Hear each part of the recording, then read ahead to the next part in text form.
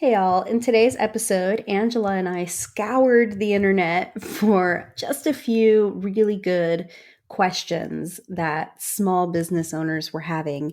And we knew that we had had a little bit of experience and thoughts on what might help them on their path. So, we're going to talk things, everything from email ethics and accountability to different streams of income. It's going to be a really fun episode.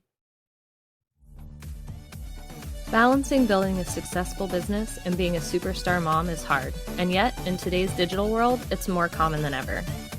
The question becomes, how do we successfully grow a business and children at the same time? Join us for a candid conversation as we share our insights into marketing and motherhood. I'm Angela Reeder. And I'm Jessie Valle. Welcome to the Marketing Moms Podcast. Question number 1. I have an Etsy shop that is connected to my blog. I'm wanting to grow my newsletter and get the emails from people who have bought something from my shop. Is it okay to just collect the emails that I have on Etsy and individually add them to my newsletter? Or because they didn't opt in for email, it would be an issue? Thanks in advance. I am so excited about this question. Oh man, you're still scratchy. Okay, hold on. Let me see if I can fix it. It's my microphone's weird. Is that any better? Yes. Okay. I was There's trying to watch. absolutely an issue. Yes, there is absolutely an issue. I am so excited about this question. Okay, so for one, if any of the people in your email list are in Europe, that would be an issue because you can't just add them to something that they haven't opted into because of the privacy laws over there, the GDPR. Also, there are several states, including California and Colorado, and I think Utah and maybe Nevada, Connecticut, that have new privacy laws that apply to people who are in their state. We don't have any federal laws here in the United States, but if you are either inside or outside of the US and you're collecting emails from people in those states, then you fall under those laws because a lot of them are written so that even small businesses fall under those laws. So yeah, there is a lot going on there. You could, if you were like real bold, and this is not legal advice, take your list of people that you have purchased from Etsy and just send out an email. Hey, I'm going to start a newsletter. Would you like to opt in? Mm-hmm. And then like, if they don't opt in, just leave them alone. So that would probably be like my recommendation if you really, really want to add them. Otherwise, just add a thing on your Etsy. Like, do you want to subscribe to my list and start collecting emails from here forward? Yeah, I think that a lot of shopping carts do that where it's just another checkbox. Yes. Yep. That you don't necessarily have to check, but it's there to opt into other promotional communications. Yes. And I will say a lot of platforms will allow you to have that box be automatically checked so that they have to uncheck it to opt out. That is also not GDPR compliant. No, not compliant. You cannot have it automatically checked. They have to actually specifically check it. And the other half of that also goes with some of the other privacy laws is that it has to be as easy to opt out of your email list as it is to opt into your email list. So you can't hide your unsubscribe button or make them go through like 4 different pages to unsubscribe. If it's just a checkbox to check in, then they should be able to unsubscribe with one click. Right. Cool. I love tossing data privacy laws at Angela because it's my passion. I love data privacy. I could talk forever about it. Okay. Let's see here.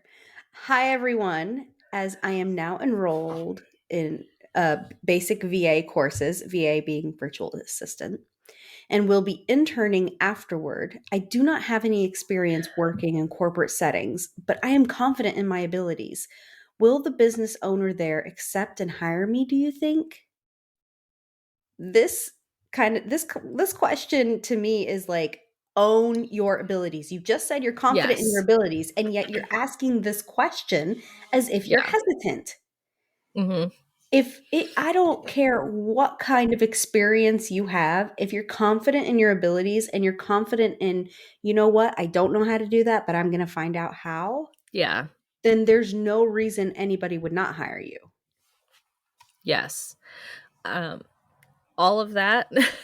And I don't know about this specific business owner, but there is definitely a business owner out there that will hire you. If not this one, there is one. They exist. They're out there.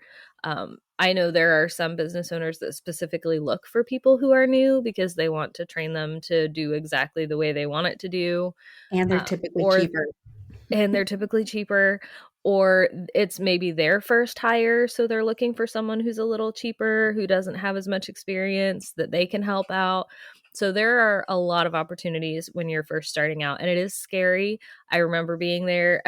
I remember feeling exactly that, like nobody's going to want to hire me because I don't have any experience.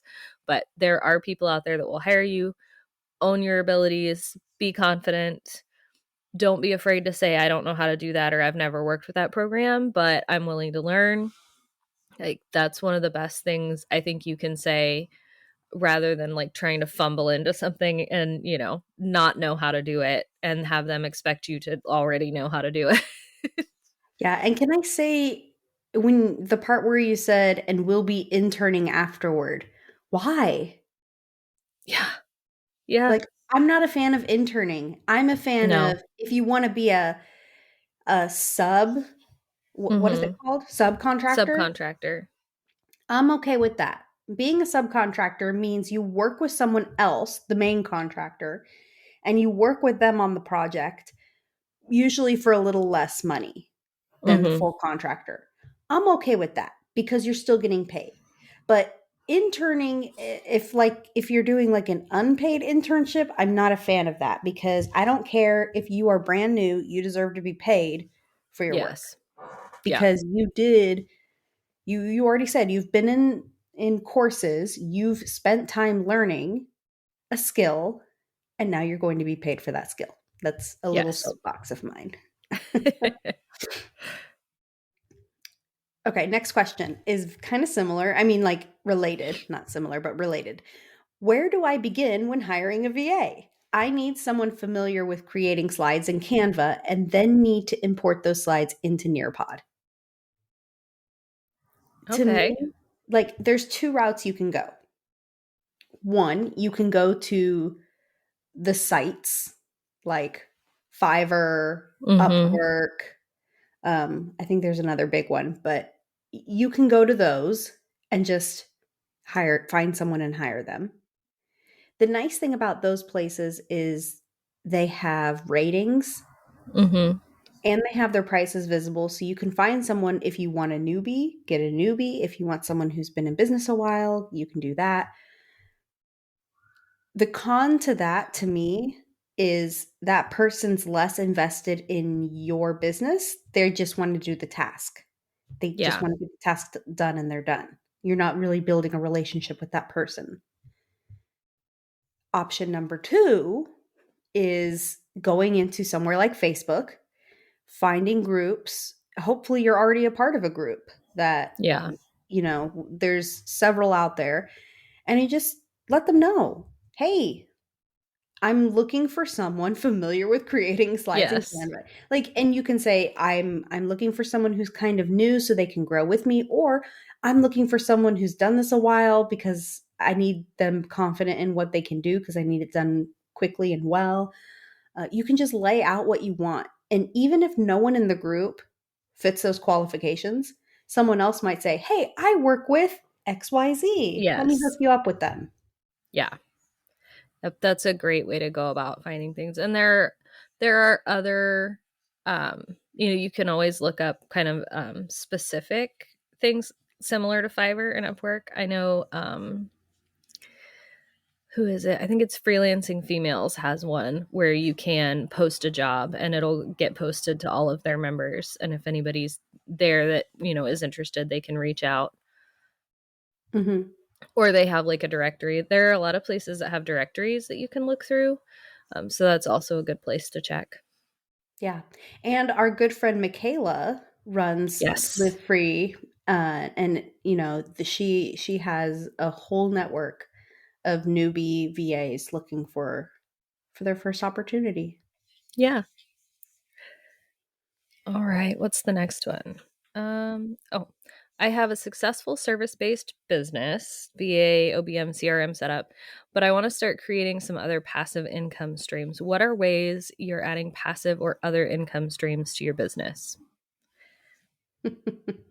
I added this one in here because Angela and I once did an entire presentation on how service providers we had the opportunity to speak at a virtual event, and our presentation was all about adding different income streams for service providers. And so I figured that maybe we can post the replay of the event down below. That would be awesome.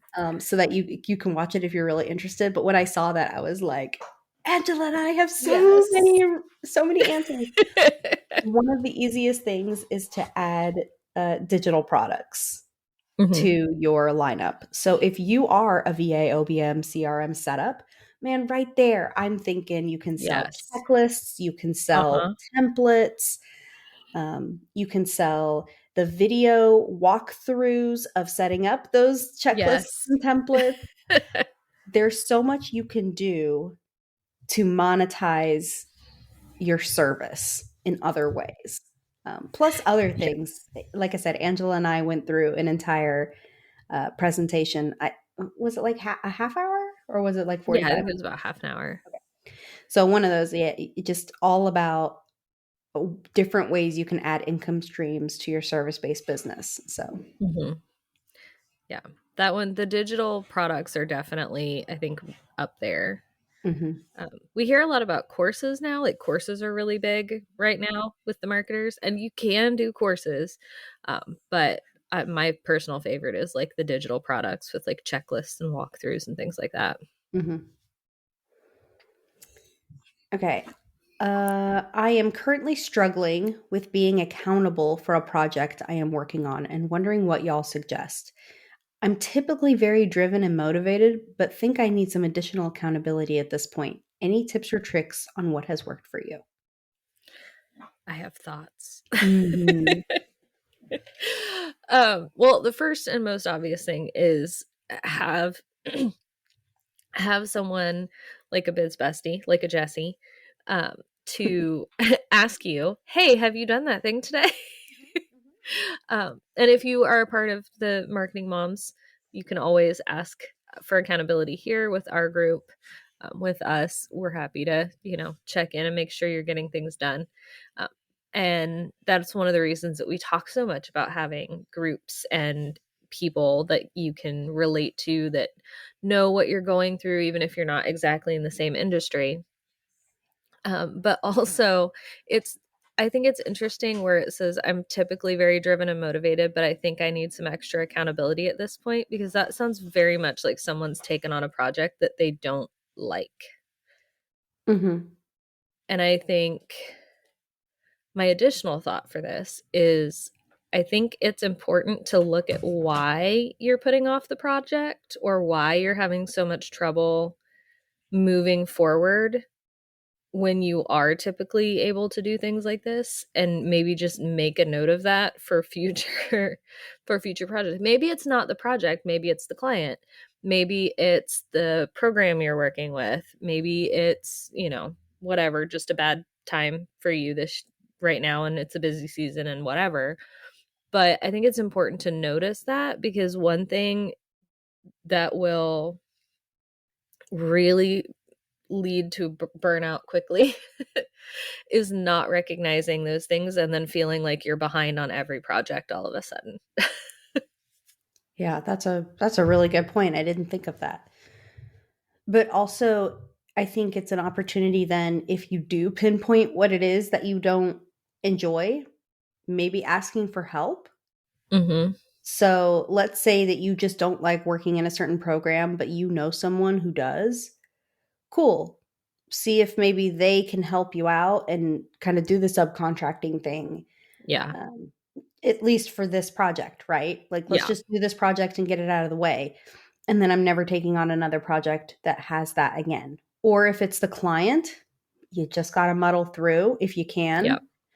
And then just know that you are not going to hire or, be hired. Work with that client again. Yeah. I was like, you're not going to work with that client again or that type of client again.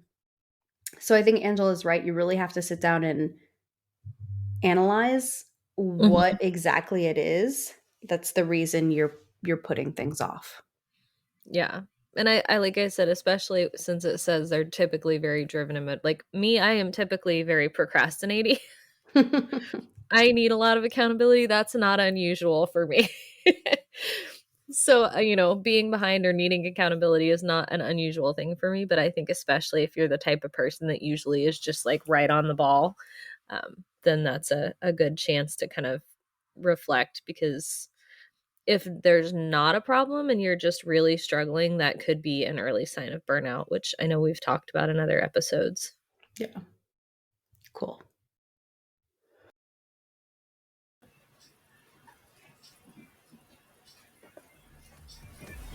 Thank you for joining us today. We're so honored this is where you chose to spend your time. If this episode helped you in some way, please share it with another mom who needs to hear it. We're in this together. And if you're ready for next steps, free goodies, and more, head over to marketingmomspodcast.com. We'll see you next week.